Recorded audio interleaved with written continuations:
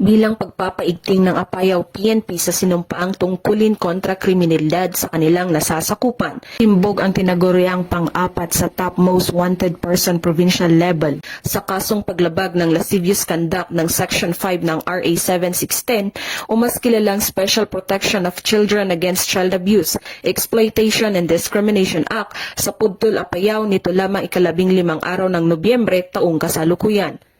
Matagumpay ang operasyon dahil sa pagtutulungan ng mga operatiba sa pangunguna ng Pudtol Municipal Police Station, katuwang ang Apayao PPO, First Apayao PMFC, RID Procar, RMF B15 at CIDG Apayao.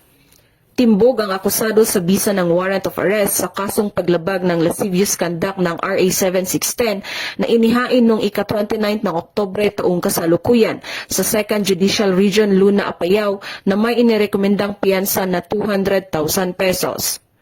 Matapos basahan ang kanyang karapatan sa salitang kanyang naiintindihan, dinala ang akusado sa tanggapan ng pulisya para sa tamang dokumentasyon at wastong disposisyon bago i-turn over sa kinaukulang hukuman.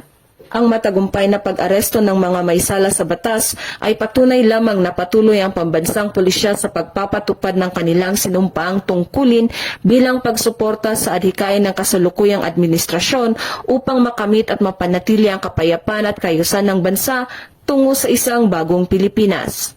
Mula dito sa rehiyon ng Cordillera, ako ang iyong PNN correspondent, Patrolwoman Jomalyn Kakaninding, alagad ng batas, tagataguyod ng Balitang Pulis.